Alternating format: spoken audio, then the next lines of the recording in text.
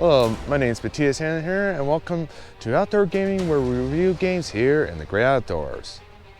Now, I know it's been a little while I've been doing some of these videos, and the only reason why is because I had I had work, and also my Steam Deck had issues, and that pushed me back quite a bit as well too. Had issues of the game capture, where I did some hours and hours of video game capture, and it did not capture it at all.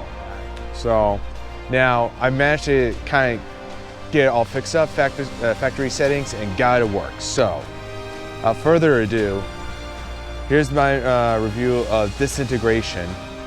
It's a smaller game where pretty much it's a first-person shooter, and you're pretty much you're a pilot, just hovering, flying over, shooting down bad guys, commanding your team to go here and here, and a variety of weapons to choose from.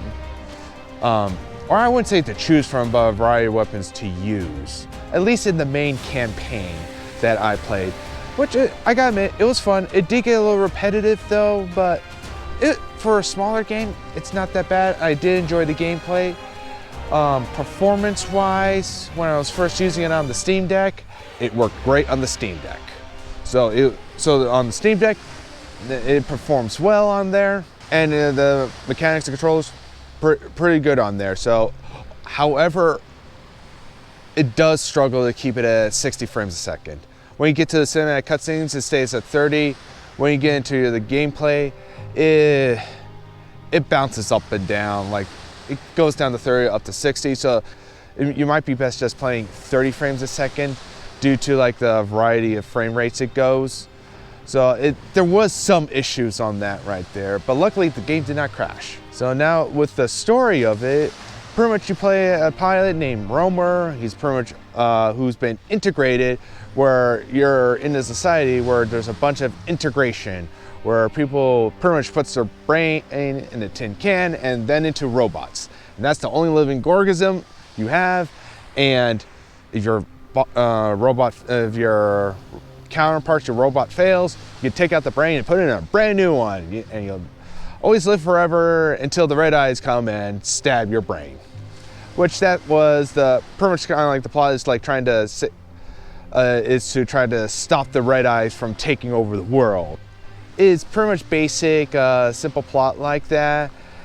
They did it's a conclusion and leave it a little bit open-ended with some of the characters in there, but I do like the design of the characters and how they kind of stand out. Like, you got the big beefy guy with the big guns, kind of got the sarcastic guy with the boombox behind his back, the horn, and then a few others like with the necklace, scarf, like a number of characters that really stood out.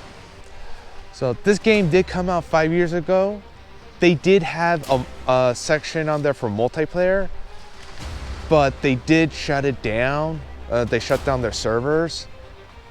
I have to give credits where credit's due, where they shut down the servers, but they didn't shut down the complete game. So you still have access to play the single player campaign, even on the Steam Deck, PC, and consoles as well too. Full props for them to do that, unlike what Ubisoft did with the Crew, which is a game I never played, but my understanding it's a racing car game. There's a single player component to it, but you have to be online. This whole online bullshit.